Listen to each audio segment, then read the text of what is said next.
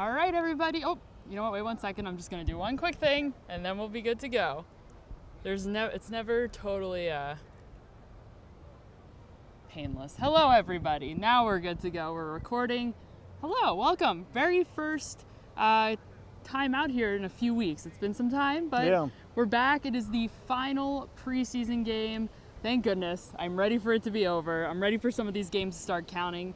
But tonight is less about the actual game itself and more about what happens after the game. And who will be making the team and who won't be making the team. And this is the final opportunity for a lot of these guys to prove themselves on this field. Yeah, I would assume we're not going to see any starters from either side and probably some top backups too. So this is a game for the bottom 2/3 of the roster. And I think every year there's probably one or two roster spots that are won with this last game. A couple others where if it's close, maybe a guy solidifies where he's been.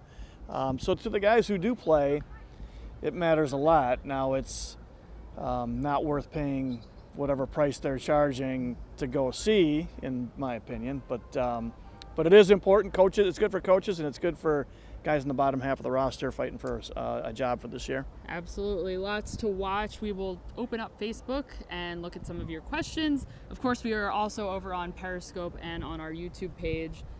But I will only be looking at Facebook for questions today just because it's a little bit easier and more streamlined. Let's see what we got. We got lots of you in here. Who we have? Oh, Paul says, hey to you, just to Pete. Not to me. That's okay, no worries. But Paul, you do have a good question. He says, any truth to the Lane Taylor rumor? So there's speculation that Lane Taylor might not need to be on this team anymore. The Packers may not have any use for him because they have rookie Elton Jenkins that has been battling for his spot. Is there any, I guess we don't know necessarily if there's any truth to that, but do you understand where those rumors and that idea might be coming from, that Jenkins may have surpassed Taylor in the depth chart? There's at least validity to it. Now, none of us knows for sure. Taylor could still end up being the starter next week, but the Packers seem to be going out of their way to give Jenkins every chance to win this job. And if he does, it's a little tough to see Taylor making it as a backup. If the Packers cut him, they could save, it's right around $3 million in cap room. And while that might not seem like an overwhelming amount, when you take into mind that you can carry cap room over every year, every dollar you save could be a dollar that keeps getting pushed down the road. So 2 or 3 years from now, if you need another class where you need to spend a lot of money like they did this year, you have more of that money available. If I'm a betting man, I would probably bet that he's not on the roster. Now, that's no inside information, so we don't know that. But if Jenkins is the starter, then they have other people for the backup jobs, and they're probably trying to trade him. And at that salary, I would think there's at least a decent, because the guy's a starting caliber player in this league. I would think there's at least a decent shot they could trade him and at least get something for him. Mm-hmm. Matt wants to know what the implications of the Packers signing the new guard who was last on the Bears. Yeah. His name is Dijon Allen. What his implications are for Lane Taylor. Does that impact Taylor at all? Just his presence being on the roster now? Or is it kind of one of those signings that makes you scratch your head a little bit? He's a guy that was cut from the Bears in May of this year, so it's not like he's been around the team recently that he would have any intel for week one. Yeah. At least that's what I believe. But why do you think the Packers picked him up? Yeah, I'm not sure either. I would think his chances of actually making it are really, really slim. Maybe they see him as a practice squad possibility more likely, even though it was May. He was only with them through May. He was with them through some of the offseason stuff. So I think he was with them for part of last year, wasn't he, or all of last year? So there are some things he knows about the organization, the offense, Nagy's offense, Trubisky, those things. So they're probably pumping him for every bit of information they can, but it's not like you said, it's not like a guy who just got cut last week, so there wouldn't be as much information. And maybe they just wanted an extra guy to get him through this game. Maybe they're not going to play Taylor or Jenkins tonight, really good chance of that, and they got to make sure that they have enough bodies to actually finish out the game. Jim Ozarski and I were talking before the game, and that was what we agreed upon, was that they don't probably have their minds made up when it comes to Elton Jenkins and Lane Taylor. Probably. And they just need the safety net out there. They don't want to see either of those two guys getting hurt. Yep. And perhaps they picked up the guy from the Bears just to see him play. But do you think that Adrian Amos would be better intel for the Packers on the Bears than this new guy is? Yeah, I mean, he would probably, because he was playing every day in practice, and they were practicing against Trubisky every day. So, yeah, they're probably getting plenty of intel from him. All right. So Paul apologizes. He says that he meant to say hello to me too. So hello, Paul. I didn't take it personally. Don't worry. Michael says that he believes the QB race is too close to call there at backup quarterback. Is it too close to call? I know we've been talking, and I read your chat. I went back and read Pete's chat that he does every week, and I know what your thoughts are. Tim Boyle has proven himself a little bit more so far this preseason. He's gotten some more snaps than Deshaun Kaiser has, but he has utilized those snaps well, and he's shown that he can be a bit more productive than Kaiser has. So tonight, we don't know who the starter is going to be. Would you say that depending on who starts, we might have a good sense of who the backup quarterback is for this upcoming season? Yeah, I think if Boyle starts, that would suggest that it's definitely him. If Kaiser starts, I don't know that it would mean much one way or the other. Maybe they're just trying to, in fairness. I would say that it's Boyle's job. I would think something like really drastic would have to happen tonight for it not to be. And he's through camp in the last couple of weeks. He's gotten better. Kaiser has leveled off the last couple of weeks. Boyle's more talented, better throwing arm, better touch. He doesn't throw the interceptions in practice that Kaiser has. So to me, it looks like not a very tough decision. But, the team, they see these guys in meetings and in, jog-throughs and all of that. So they have other information to go on. So maybe there's something else in play here. But if I were betting, I would bet really strongly on Boyle being the number 2. And maybe, Kaiser's playing for either a roster spot or to get cut. Interesting. What about Manny Wilkins? How do you see him fitting into the Packers' future? He's looked a little interesting to me in practice. I don't know what you've thought. Yeah, he's got a good arm. Yeah, and he's made some. They've done some fourth down and red zone stuff where he's escaped the pocket and thrown a ball in traffic for touchdowns. At least twice I can think of that's happened in camp. Those are big plays. He sure looks like a practice squad guy to me. The only thing that's a little strange with him is he's 190 pounds. I don't know if you've seen him in the locker room, but you see him without his shirt on and you think, has this guy ever lifted a weight in his life? Because he really looks like an ordinary guy walking through the locker room. But he's really slippery in the pocket, and I think there's real ability there. Whether he'll ever be a number 2 in this league, you have to be pretty good to do that. So a long way from that, but sure looks like a practice squad, good candidate to me. All right, well, we'll see over the next couple of days what the Packers decide to do with Manny Wilkins and at the backup position in general. All right, so lots of you guys in here want to know about Kevin King. Alex, hair in the face. Alex wants to know, what is Kevin King's injury status? Walter wants to know, is it a make or break season for Kevin King? Kevin King is still injured. Yes. And he's not playing tonight as far as we know, and he hasn't practiced all week. He's done some stretching with the team, some light running and jogging from what we can tell, but he has not participated in the rest of practice. So I think that's a pretty good indicator of the fact that he's probably not going to play. He might warm up. Yeah. There's no way. Yeah. he's not going to play. Is it a make or break season for King? Are the Packers going to get impatient if Kevin King isn't healthy enough to actually play the majority of the season? They probably are impatient already. That's a good question. I'm not sure. He's on his rookie contract, and he's a very talented player, and when he plays well. And with being on a rookie contract, he's fairly cheap.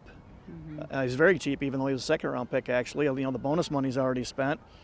So all there is base salary left. So, I think this year would have to be pretty disastrous, I would guess, for them to part ways with him. There's not a lot of reason not to bring him back next year, even if he misses a bunch of games. But if they're doing that, you're also making serious contingency plans that he's not going to be available.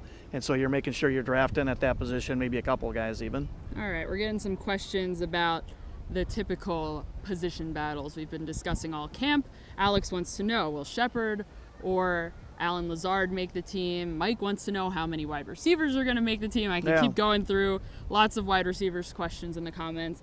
Alan Lazard was injured in the last game on the road in Winnipeg, and he hasn't participated in practice all week, so the odds of him playing tonight are very slim. They are. So I'd expect that we'd see Shepard tonight. Who else do you anticipate to see? Will we see a guy like Trevor Davis play? Do you think he's proved himself already to make the roster? Does the team need to see him play and risk an injury? Or who else? Who else are you keeping your eye on at wide receiver tonight? You know, that's a really – I'd be careful with him if I were them. He played a lot last week. I'm thinking I wouldn't play him much or maybe even not at all because he's your number one return guy, even if he wouldn't play a lot at receiver. And he's the only guy, aside from Shepard, who looks like a real slot receiver who's a small, quick guy. You know, they could keep 6, and so neither Lazard nor Shepard could make it. It'd partly depend, too, on what they do with St. Brown. St. Brown could end up on IR after they cut to 53. The next day they could put him on IR for IR return. Then maybe they'd put another receiver back on. But if you cut either or both of those guys, there's a chance they'd get picked up. Would guess Lazard has a better chance of getting picked up because of his size. You know, Shepard's more of a dime a dozen body type. But Shepard's had a really good camp, though, so it is a tough call. And maybe Lazard makes it and Shepard's on the practice squad. Maybe both are on the practice squad. I'm thinking they're going to keep 7, but I'm just guessing with everybody else. All right, so they've got a surplus right now of talent at wide receiver, and they seem to be lacking a little bit at inside linebacker. Yeah. Blake Martinez always finds himself in this position where there just seems to be a revolving door of guys next to him. And Oren Burks was supposed to be that guy making a big jump for this year, and he very well might still be, but his injury has set him back a little bit. Do you see him coming back relatively soon? Do you think the Packers could see him within the first month of the season? You know, that seems a little stretch, but you know, the report from NFL.com, I think it was basically it may not even be enough to put him on short-term, injury reserve return. So if that's the case, then maybe they are only looking at him missing like 4 games. I don't know if he'd play at all in September or not, but they are really thin there. And I don't know. I'm still thinking that one of their inside linebackers on opening day will be someone who's, playing for somebody else right now tonight. Okay. All right. Well, that was a question from Alex, by the way. I wanted to make sure that he got some credit in there. Aaron Nagler wants to know, is Pete as nice in person as he appears in these videos? Yeah, Aaron, we'll have to sit down and talk about Bart Starr being number 11 on that list again. Just a lot of bitter people. No, we had a lot of fun over at Aaron's house that night, and he taped part of it and put it on audio, put it on his She Said TV website. So I hope you're doing well, Aaron. And no, he's not. Oof. Okay. Yeah, I would have to. I don't know. I feel like don't lie on camera. So just don't say anything. All right, I decline to answer that question. All right, the wind is picking up, guys. Hello. All right. Good question here from Justin. Once my hair, we're gonna rock it. We're gonna go with it. It's a little breezy out here an hour before kickoff. Yeah, that's true. But better to test the kickers, and that leads me into my next question from Justin. The Bears want to pick up whichever kicker is cut. I don't know where he's getting that intel, but he asks, should the Packers carry both kickers into week 1? I wouldn't. Those roster spots are just too valuable. Fickens kicked pretty well, but it'd be pretty tough to move on from Crosby at this point, and especially because, you're right. You would think they would sign him in a heartbeat, and they'd probably be willing to offer a pretty good contract because they have, big Super Bowl ambitions and probably think they're a kicker away from being there. Ficken's a pretty talented guy. I wouldn't keep both, but you never know what they're thinking. And there's usually 1 or 2 weird things happen on cut downs with every team. Something that you just didn't see coming or didn't think would happen. So maybe that'll be it. But no, I'd bet pretty strongly against it. Okay. So maybe a Sam Ficken in a Bears jersey week 1. Possibly. I don't know how he compares with I can't even remember who they ended up keeping. There was a good story on SI.com. Did you read that about all the guys they went through and what those kickers went through? It was a really bizarre thing. Yeah, really good story. Like Kalen, is it Kaler? Really good story. Yeah. Let's see what else we got. Yeah, it'd be interesting. Do you think that helicopter was some Bears. There was a helicopter a few weeks ago at training camp circling the practice field, and some jokes were thrown around that perhaps maybe it was the Bears. Yeah, Matt LaFleur said that. He said he didn't even notice it. It flew over, and then it circled around and flew over again, and the second time it kind of hovered. It was pretty high up, but it kind of hovered over the practice field for, I don't know, 10 seconds maybe, something like that. And LaFleur said that he didn't notice it. I assume he was telling the truth there, but it was hard not to notice. He must have been really locked into calling his plays. Mm-hmm. You and Ryan Wood didn't believe it either. It was very loud. It was hard not to notice it. People are just asking about trades. Is there anyone out there that the Packers should trade for? Any sort of trade bait they might have in their pocket at this point? Is it Lane Taylor's their trade bait? I would think he'd be the only guy they could get anything for. I thought it through. Maybe there's somebody else, but everybody else they're going to want to keep. As far as who they'd go after, I mean, that's, who knows who might be available. I can't say I know all the rosters out there well enough to be able to guess who they might target, but Taylor would be their best trade bait for sure. So anybody hurting at guard, I would think he'd be pretty attractive. Mm-hmm. We'll take a few more questions here. Piling on to the trade questions, Joe asks, if Kaiser loses the backup job, could the Packers get anything from him? I asked Tom Silverstein this question earlier this week. He was pretty adamant that there is no way that they could get anything for Kaiser. I would highly doubt it. It's just teams will not they hate parting with draft picks, and if you're calling around trying to trade the guy, chances are really good that the team suspects you're going to cut him, so they'll just take their chances claiming him on waivers, or if he's a vested veteran, signing him. Mm-hmm. Absolutely. Oh, the sun went behind a cloud, guys. Brian wants to know, who will the Packers' number 3 running back be? Dexter Williams has had kind of a tricky training camp. I think I've seen his improvement, though. Trey Carson has also been utilized pretty heavily in some of these preseason games. Keith Ford has shown some promise as well. Of those 3 guys, who do you think most likely gets that 3rd spot? I don't know. I think Williams should. Carson's he's just really pedestrian.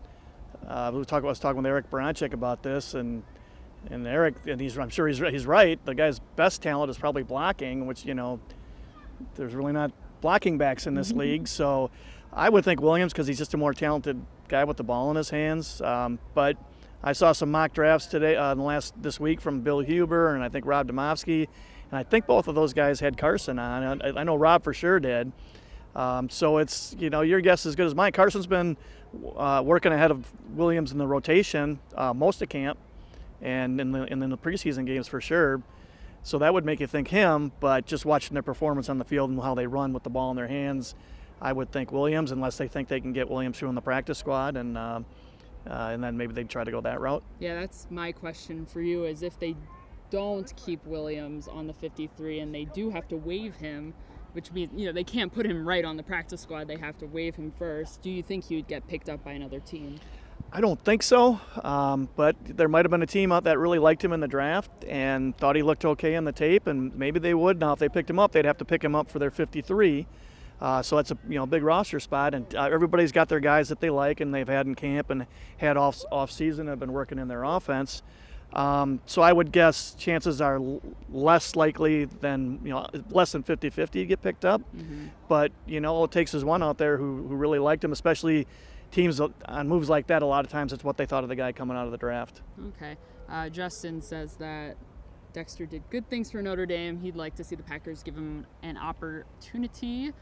Greg wants to know, how are the Packers going to fill Oren Burke's spot for now, assuming that the Packers do keep him on the 53 and then put him on, or who knows, I guess he can't be put on IR if his injury isn't that bad, but is that inside linebacker going to come internally? Is it going to be one of, Ty Summers or James Crawford or Brady Sheldon even, or is that position going to be filled by one of those guys one of the safeties that sort of can swing both ways? Yeah, I'm thinking more likely like Raven Green they'll use him more, and maybe they'll go with a bigger front, maybe a base front, and play, to help stop the run, but play Green at linebacker.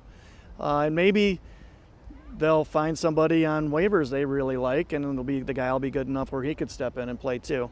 Mm-hmm. But do you see a trade if you're trade crystal ball, anything out? Is there anyone out there that the Packers? Yeah, can go, teams aren't just dumping good players. So that would be Lane Taylor. I would think if they trade him, it would either be for a draft pick, or for an inside linebacker, or maybe a running back. All right, so let's see. One more question. Katie wants to know, were you surprised with the Reggie Gilbert cut or trade, I suppose, and getting a pick for him? Did you see Reggie Gilbert making this 53-man roster to begin with? I was kind of putting him on there. I went through it on my own early this week, and I put him on there kind of by default, thinking that they'll probably just keep 5, because if you only keep 3 on the inside, you got to have those body types for special teams, and Gilbert's done okay. That they got a 7 for him, that's pretty good. If he's playing a lot, whenever he's played a lot, the defense hasn't been real good. He's just not as good as the guys ahead of him. So either they're going to go with 4, or there's somebody on the roster that they like better, and 56 might be that guy. All right, well, guys, lots going on the next couple of days, so make sure you're tuned into Packers 56 News. is Ramsey, by the way. Thank you. Sorry. Not the Sometimes when we talk about guys, we just say their number instead of their name. Spewing things, yes. Yeah, thank you for the clarification. Right. Anything else you'd like to add before we wrap up? No, I think everybody's ready to get the preseason over with and start playing football for real. Oh, man, I could not agree with you more. I'm ready. It is time. Ready for week 1. Guys, are you going to be there? Is anyone from Chicago, or are you guys going down to Chicago from Wisconsin? Maybe we'll see you there, hopefully. I don't know. Well, yeah, we'll be doing this outside Soldier Field 90 minutes before kickoff. Yep, don't photobomb us, though. Yeah. We don't want any of that. We like our flow, but definitely if you see us around, say hello. Yes, as I was saying, make sure you're tuned into PackersNews.com. Follow us on all of our social media. We'll be tweeting out updates from the game. We'll certainly be tweeting out a lot as the next couple of days goes on, because a lot of news the next couple days. A lot of news, a lot of cuts, so make sure you're tuned in. Tom Silverstein will be starting his live blog very shortly, so you can go from here over to Tom and you can hang out with him. I will be reading along as well, and I think that is everything from me. Pete, final words? See you later, everybody. Sounds good. All right, guys, have a good one. See ya after the game with Ryan Wood. No more Pete. But Ryan and I, if you guys are willing to stay up late enough at midnight, Ryan and I will be live